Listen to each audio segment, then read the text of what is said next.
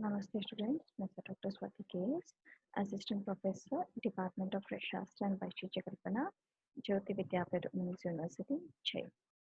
So in the today's session, we can deal regarding the rules of drug administration.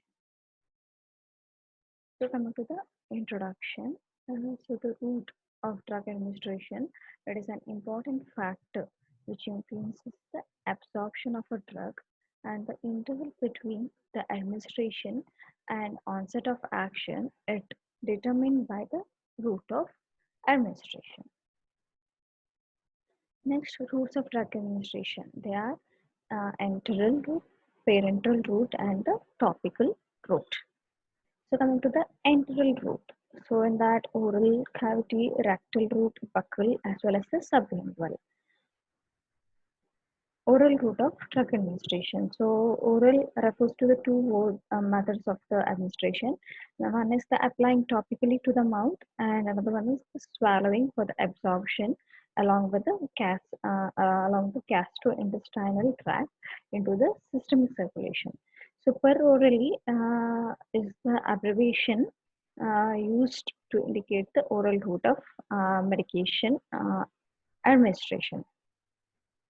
So advantages of this route is it is convenient, means can be self-administered, pain-free and easy to take.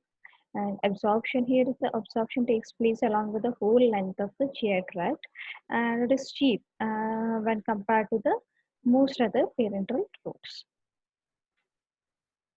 Next, disadvantages of the oral route. So sometimes it is inefficient, only part of the drug may be absorbed, and irritant and unpalatable drugs cannot be administered by this route. And first pass effect is that drugs absorbed orally are initially transported to the liver via portal vein, and this route may not be useful in the presence of vomiting and diarrhea cases, and this route cannot be administered in unconscious or uncooperative patients. And destruction of the drugs by gastric acid and gastric juices happens, and effective, like too slow for the emergencies.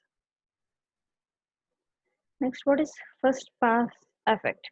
So the first pass effect is the term. It is used for hepatic metabolism of a pharmacological agent when it is absorbed from the gut and delivered to the liver via the portal circulation. So the greater the first pass effect, the less the agent will reach the systemic circulation when the agent is administered orally.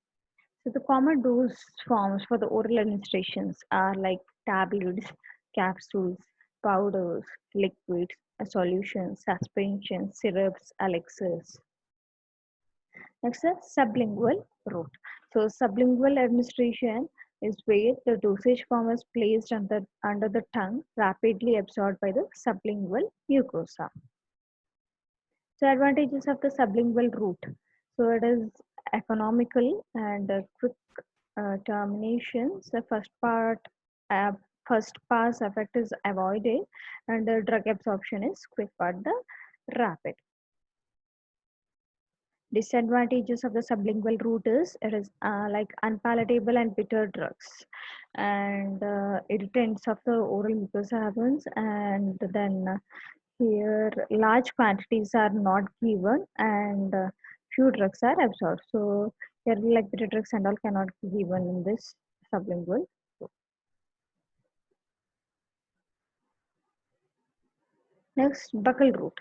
So, buccal administration is where the dosage form is placed between the gums and the inner lining of the cheek, absorbed by the buccal mucosa. So, advantages of this route is about like first pass effect, and rapid absorption is there, and drug stability is there. And disadvantages of this buccal route, that is inconvenience, advantages lost if swallowed, and small dose limit. Next, coming to the rectal route. So, administer the medicine to the rectal route by the help of the suppositories or the enema.